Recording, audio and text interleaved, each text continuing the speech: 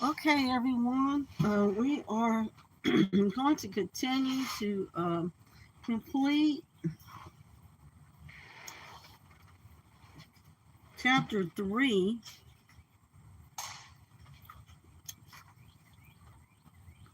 uh, from book 1, Fellowship of the Rings. Excuse me. Someone's making noise. So, Fellowship of the Ring by JRR Tolkien, and we're on page 76, chapter chapter 3. 3 is company. So we're going to see how far we can get, because I realize it's not that far off to chapter 4, a shortcut to mushrooms. So I'm going to go ahead and start off at the bottom of 76. So if you have your Gandalf PS gone on and you understood what was being said yesterday, and you know where uh, everyone is at and where everyone is headed. So you know more than I do. But anyway, I'm going to go ahead. I'm going to get started. And I'm going to take a look see and see what I can see or whatever. Okay, so the shadows of the trees were long and thin on the grass as they started off again. They now kept a stone's throw to the left of the road.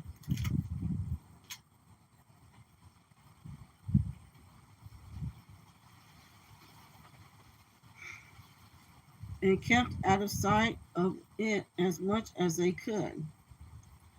But this hindered them, for the grass was thick and tussocky, and the ground uneven, and the trees began to draw together into thickets.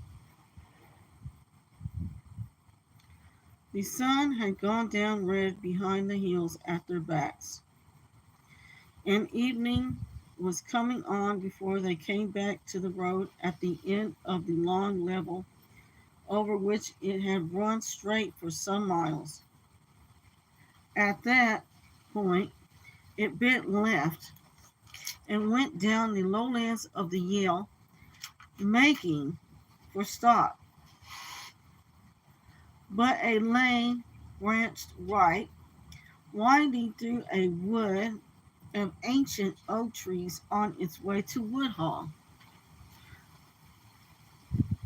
That is the way for us, said Frodo. Where is Woodhall? The lowlands of Yale. Where's Yale?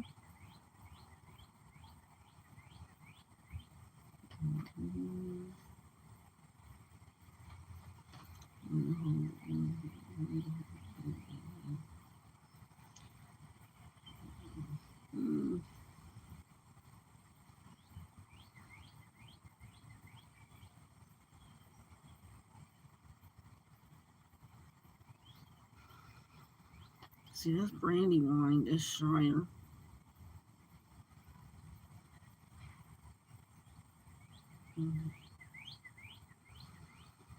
What was it? Woodhall.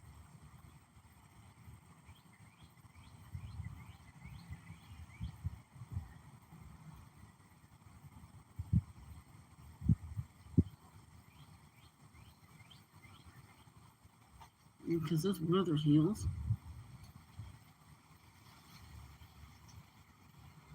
Riverdale's right here. And these are the Misty Mountains. So, okay. Not far from the road meeting, they came on the huge hunk of a tree. It was still alive and had leaves on the small branches that it had put out round the broken stumps of its long fallen limbs. But it was hollow and could be entered by a great crack on the side away from the road. The hobbits crept inside and sat there upon a floor of old leaves and decayed wood. They rested and had a light meal, talking quietly and listening from time to time. Twilight was about them as they crept back to the lane. The west wind was sighing in the branches. Leaves were whispering. Soon the road began to fall gently but steadily into the dusk. A star came out above the trees in the darkening east before them. They went abreast and in step to keep up their spirits. After a time, as the stars grew thicker and brighter, the feeling of disquiet left them, and they no longer listened for the sound of hoofs. They began to hum softly as as hobbits have a way of doing as they walk along. What are you doing? Come on, cat.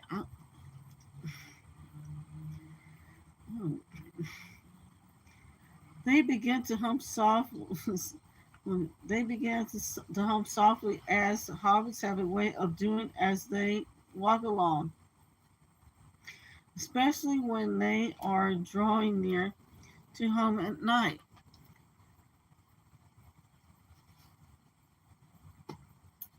Come on, Bubba.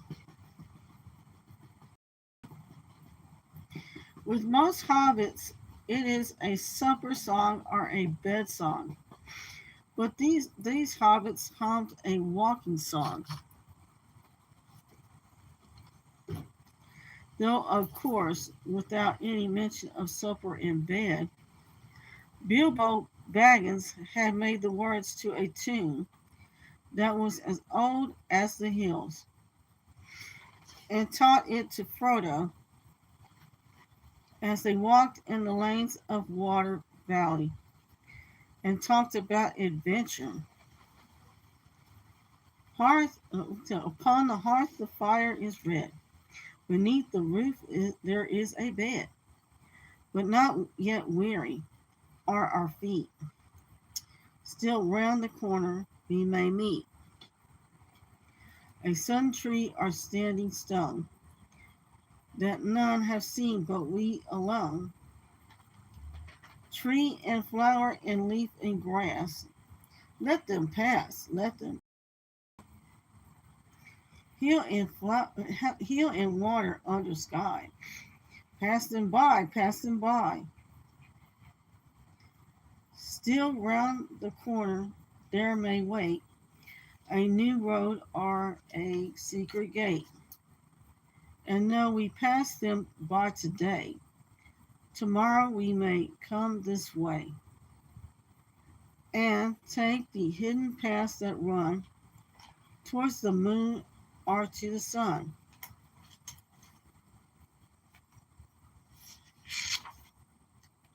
Apple, thorn, and nut and sloe, let them go, let them go.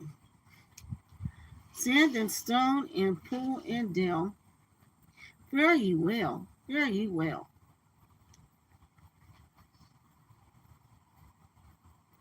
Home is behind and the world ahead, and there are many paths to tread, through shadows to the edge of night, until the stars are all alight. Then world behind and home ahead, we'll wander back to home and bed. Mist and twilight, cloud and shade, away shall fade, away shall fade. Fire and lamp, and meat and bread, and then to bed, and then to bed. The song ended, and now to bed, and now to bed, sang Pippin in a high voice. Hush, said Frodo. I think I hear hoofs again. They stopped suddenly and stood as silent as tree shadows, listening. There was a sound of hoofs in the lane, some way behind, but coming slow and clear down the wind. Quickly and quietly, they slipped off the path and ran into the deeper shade under the oak trees. Don't let us go too far, said Frodo. I don't want to be seen, but I want to see if it is another black rider. Very well, said Pippin. But don't forget the sniffing. The hoofs drew nearer. They had no time to find any hiding place, better than the general darkness under the trees. Sam and Pippin crouched behind a large tree bole, while Frodo crept back a few yards towards the lane. It showed gray and pale, a line of fading light through the wood. Above it, the stars were thick in the dim sky, but there was no moon. The sound of hoofs stopped. As Frodo watched, he saw something dark pass across the lighter space between two trees, and then halt. It looked like the black shade of a horse led by a smaller black shadow. The black shadow, excuse me, stood close to the point where they had left the path, and it swayed from side to side. Frodo thought he heard the sound of snuffling. The shadow bent to the ground and began to crawl towards him. Once more, the desire to slip on the ring came over Frodo, but this time it was stronger than before. So strong that almost before he realized what he was doing, his hand was groping in his pocket.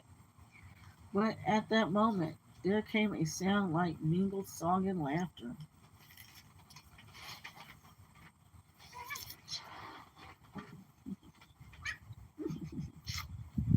Clear voices rose and fell in the starlit sky, uh, starlit air.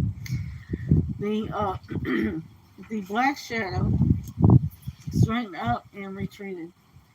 You, it climbed onto the shadowy horse and seemed to vanish across the lane into the darkness on the other side. Frodo breathed again. Elves! Exclaimed Sam in a hoarse whisper. Elves, sir. He would have burst out of the trees and dashed towards the voices if they had not pulled him back. Yes, it is elves, said Frodo. One can meet them sometimes in the woody inn. They don't live in the Shire, but they wander into it in spring and autumn, out of their own lands, away from way beyond the tower hills. I am thankful that they do. You did not see, but that black rider stopped just here and was actually crawling towards us when the song began. As soon as he heard the voices he slipped away. Well, what about the elves? Said Sam, too excited to trouble about the rider. Can't we go and see them? Listen, they are coming this way, said Frodo. We have only to wait.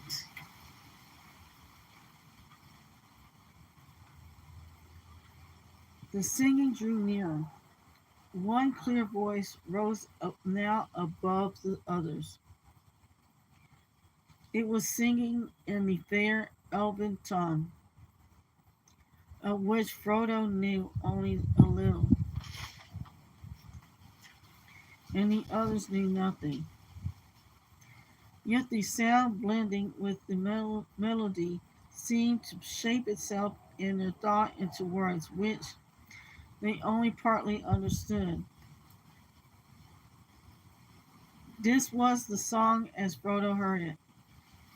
Snow White, O Lady clear, O Queen beyond the western seas, O light to us that wander here amid the world of woven trees.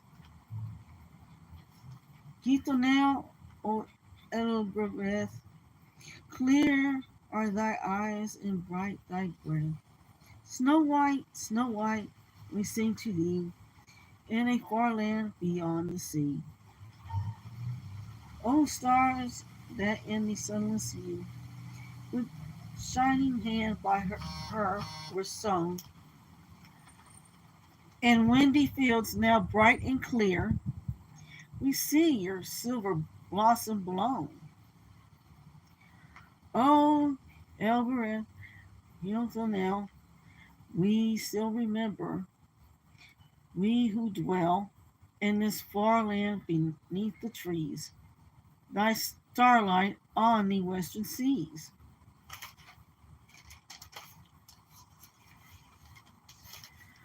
Okay, the song ended. These are high elves.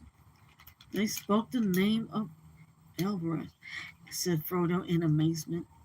View of that fairest folk are ever seen in the Shire. Not many now remain in Middle Earth, east of the Great Sea. This is indeed a strange chance.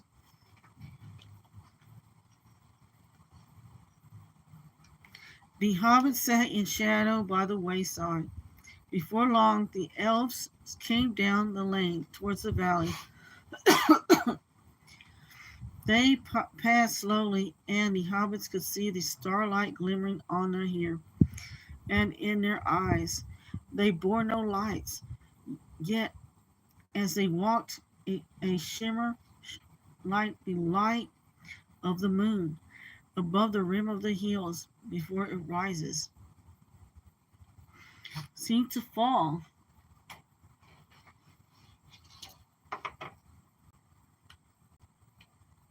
about their feet. They were now silent, and as the last elf passed, he turned and looked towards the hobbits and laughed.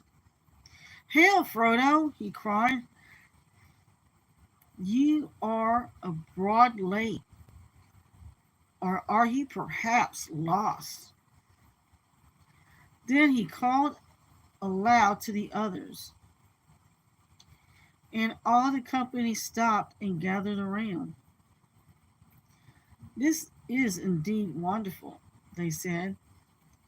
3 hobbits in a wood at night. We have not seen such a thing since Bilbo went away. What is the meaning of it?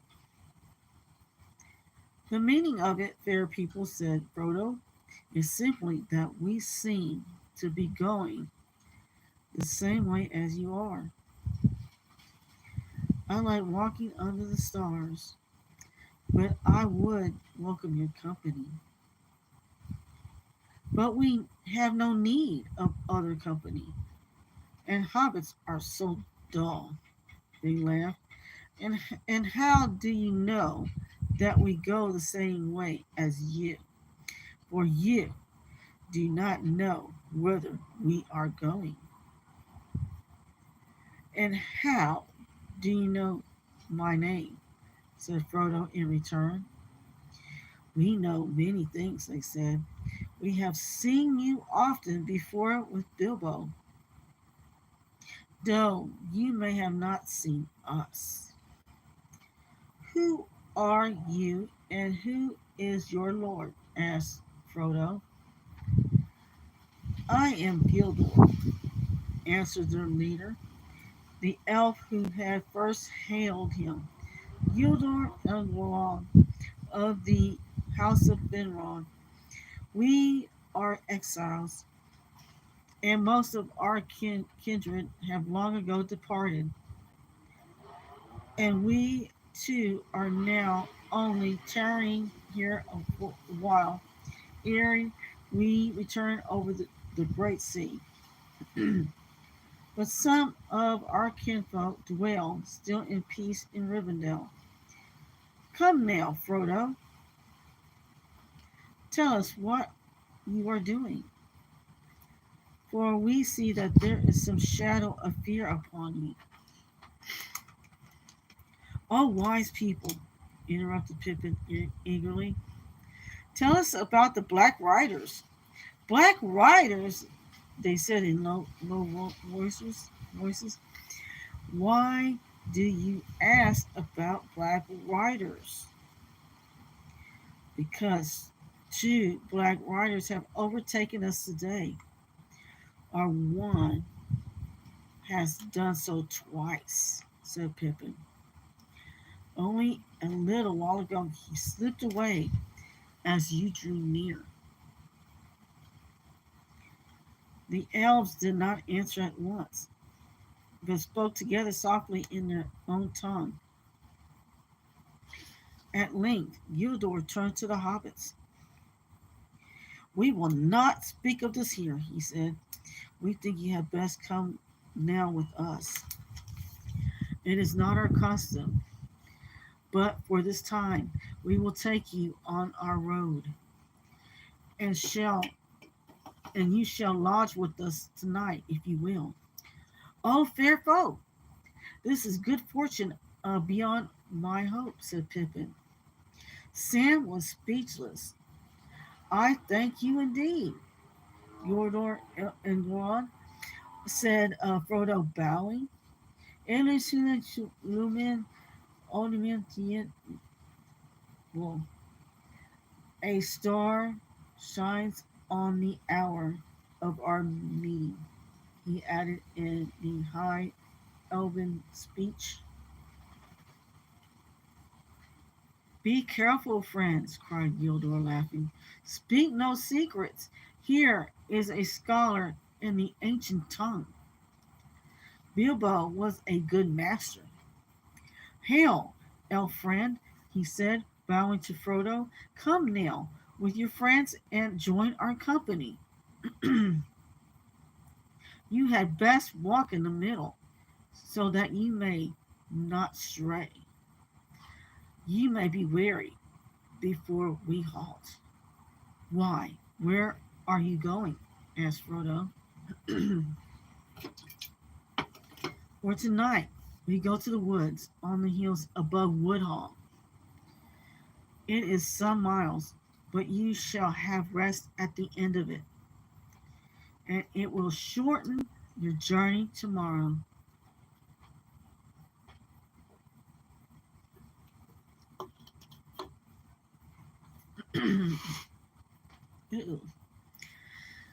They now marched on again in silence and passed like shadows and faint lights, for elves, even more than hobbits, could walk when they wished without sound or footfall. Pippin soon began to feel sleepy and staggered once or twice, but each time a tall elf at his side put out his arm and saved him from a fall. Sam walked along at Frodo's side, as if in a dream, with an expression on his face half of fear and half of astonished joy.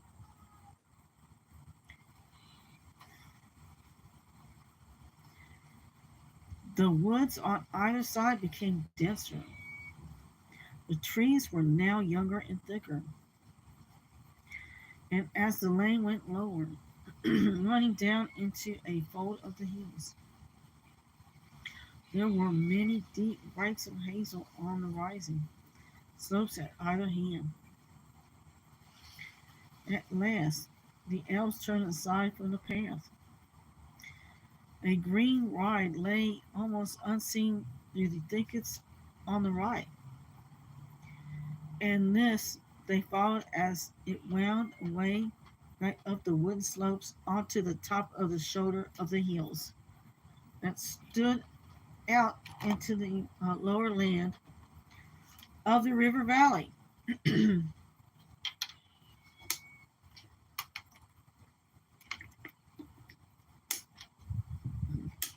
Suddenly, they came out of the shadow of the trees, and before them lay a wide space of grass, gray under the night.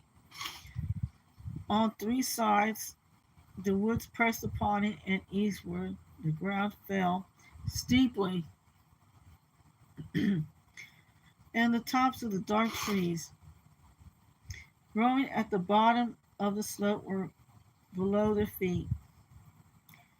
Beyond, the lowlands lay dim and flat under the stars. Near at hand, a few lights twinkled in the village of Woodhall. The elves sat on the grass and spoke together in soft voices. They seemed to take no further notice of the hobbits. Frodo and his companions wrapped themselves in cloaks and blankets, and drowsiness stole over them. The night grew on, and the lights in the valley went out. Pippin fell asleep, pillowed on a green hillock. Away high in the east swung Ringaroth, the netted stars, and slowly above the mist red Morgel rose, glowing like a jewel of fire.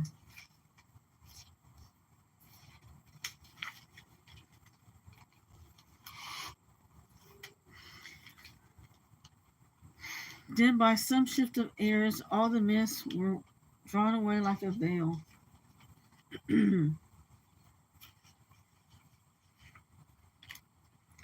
And there leaned up, as he climbed over the rim of the world, the swordsman of the sky, Mina Elvegor, with his shining belt. The elves all burst into song. Suddenly, under the trees, a fire sprang up with a red light. It's like on the fire. Excuse me. Come, the elves called to the hobbits. Come, now is the time for speech and merriment.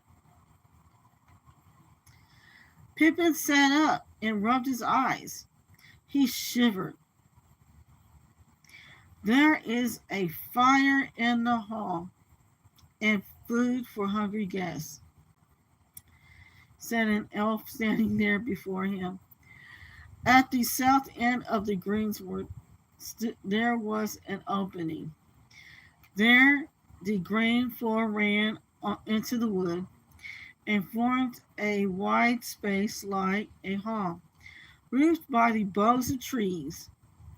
Their great trunks ran like pillars down each side. In the middle, there was a wood fire blazing, and upon the tree pillars, torches with lights of gold and silver were burning steadily. The elves sat around the fire upon the grass or upon the sawn rings of old trunks. Some went to and fro, bearing cups and pouring drink. Others brought food on heaped plates and dishes.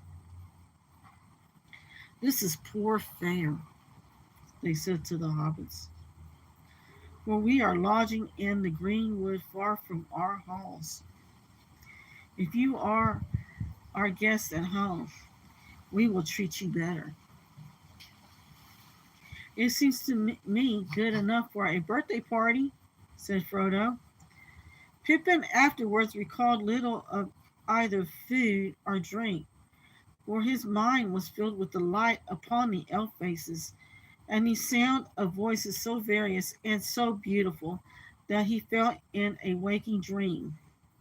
But he remembered that there was bread, surpassing the savor of a fair white loaf to one who is starving, and fruit sweet as wild berries and richer than the tender fruits of gardens.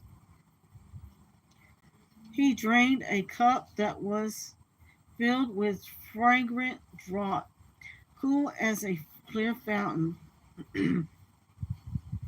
golden as a summer afternoon. Sam could never describe in words nor picture clearly to himself what he felt or thought that night, though it remained in his memory as one of the chief events of his life. The nearest he had ever got was to say, "Well, sir, if I could grow apples like that, I would call myself a gardener." But it was the singing that went to my heart, if you know what I mean. Frodo sat, eating, drinking, and talking with delight. But his mind was chiefly on the words spoken. He knew a little of the elf speech and listened eagerly. Now and again he spoke to those that served him and thanked them in their own language. They smiled at him and said, laughing, "Here is a jewel among hobbits."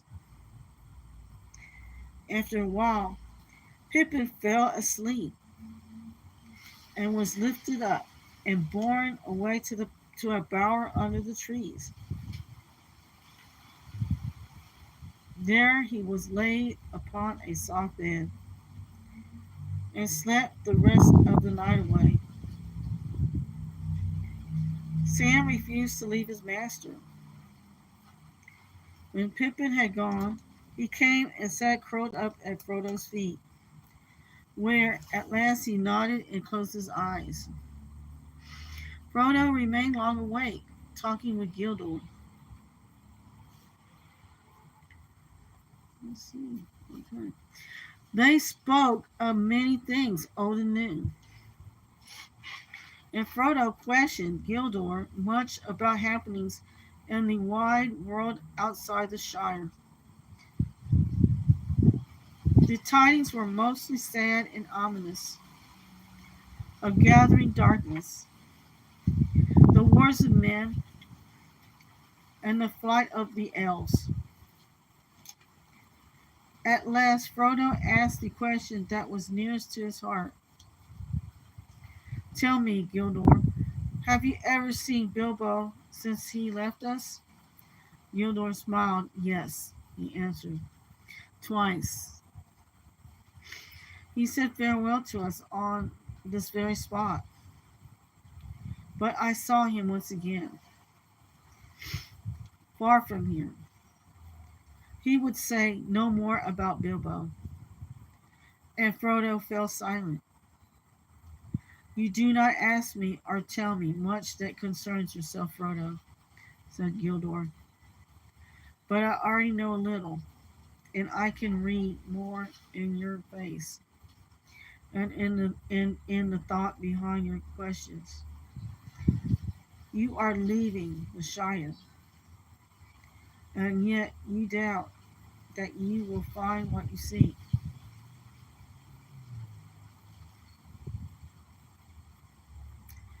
or accomplish what you intend, or that you will ever return. Is not that so?" "It is," said Frodo. "But I thought my going was a secret known only to Gandalf and my faithful Sam." He looked down at Sam, who was snoring gently. "The secret will not reach the enemy from us," said Gildor. "The enemy?" said Frodo. "Then you know why I am leaving the Shire." "I do not know for what reason the enemy is pursuing me," answered Gildor, "but I perceive that he is. Strange enough, though, strange indeed, though, that seems to me. And I warn you, that peril is now both before you and behind you, and upon either side. You mean the riders? I feared that they were servants of the enemy. What are the Black Riders? Has Gandalf told you nothing? Nothing about such creatures? Then I think it is not for me to say more, lest terror should keep you from your journey. For it seems to me that you have set out only just in time. If indeed you are in time, you must now make haste, and neither stay nor turn back, for the Shire is no longer any protection to you. I cannot imagine what information could be more terrifying than your hints and warnings, exclaimed Frodo. I knew that danger lay ahead, of course, but I did not expect to meet it on our own Shire. Can a hobbit walk from the water to the river in peace? But it is not your own Shire, said Gildor. Others dwelt here before hobbits were, and others will dwell here again when hobbits are no more. The wide world is all about you. You can fence yourselves in, but you cannot forever fence it out.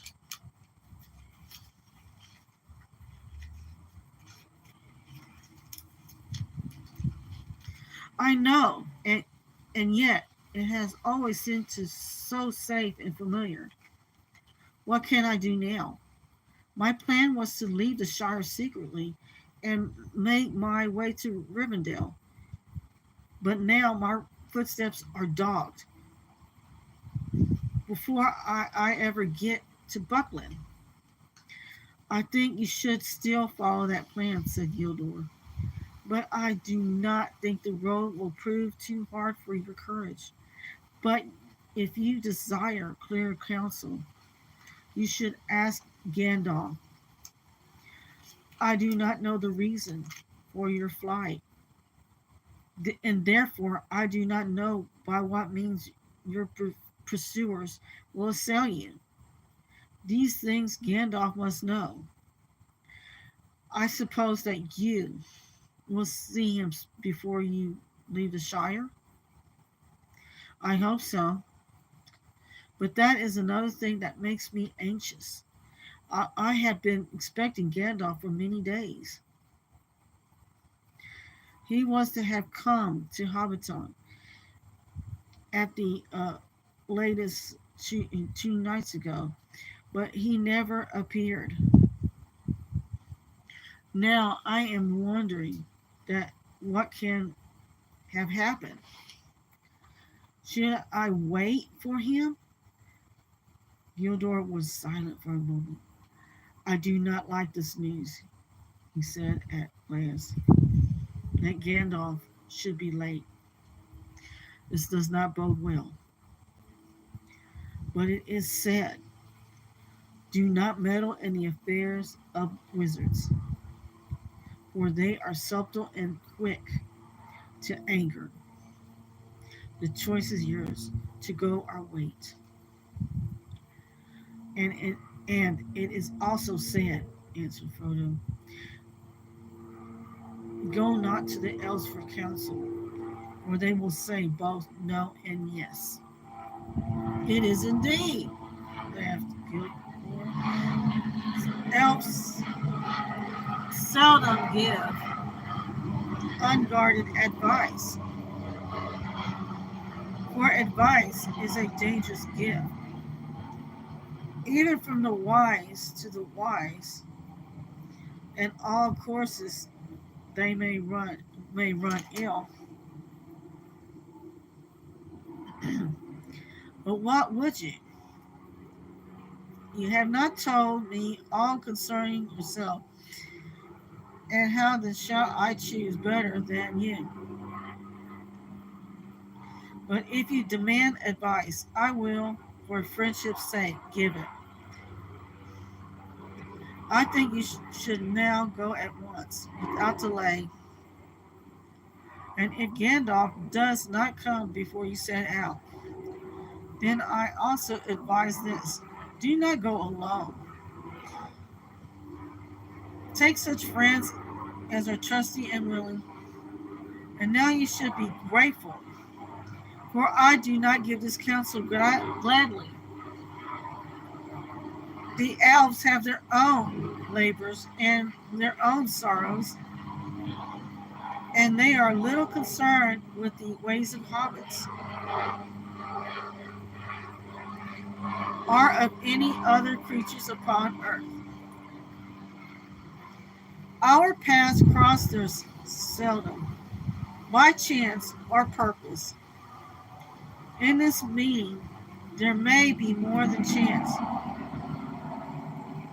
but the purpose is not clear to me, and I fear to say too much.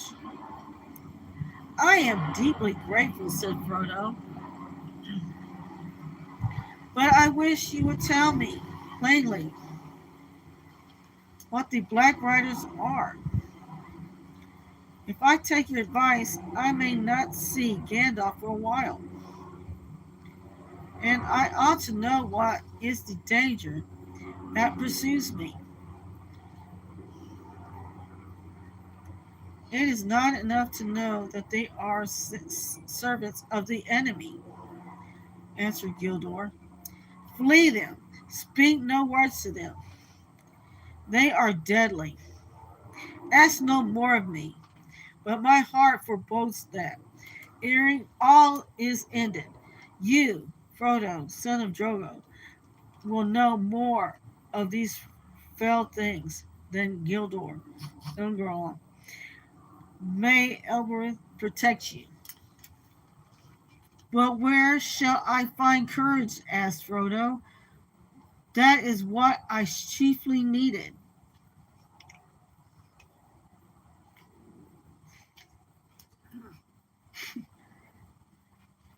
Courage is found in unlikely places, said Gildor. Be of good hope. Sleep now. In the morning we shall have gone, but we will send our messages through the lands. The wandering companies shall know of your journey, and those have power for good shall be on the watch. I name you Elfran, and may the stars shine upon the end of your road. Seldom have we such delight in strangers, and it is fair to hear words of the ancient speech from the lips of other wanderers in the world. Frodo felt sleep coming upon him. Even as Gildor finished speaking, I will sleep now, he said, and the elf led him to a bower beside Pippin, and drew himself upon a bed, and fell at once into a dreamless slumber. Well, that is all for now. It's page 85 of chapter 3. 3 is company. In the Fellowship of the Ring, book 1. So the next chapter is chapter 4, a shortcut to mushrooms, and that's on page 86. So guys, have a good night. I'm going to go ahead and close this up and clean up. It's nice reading to you, and of course, some people will be hopefully celebrating, going to see parades tomorrow and whatever else for St. Patrick's Day weekend. And I'm sure a lot of people are going to be doing some fun stuff this weekend in honor of that occasion. So remember, it's hard being Irish 364 days a year. You only have one day, which is the 365th day, to celebrate, but you have halfway to kind of cut the pain, to celebrate, and take in that Guinness if you have to, or that Yoo-hoo or whatever. But anyway, guys, go take care. Good night.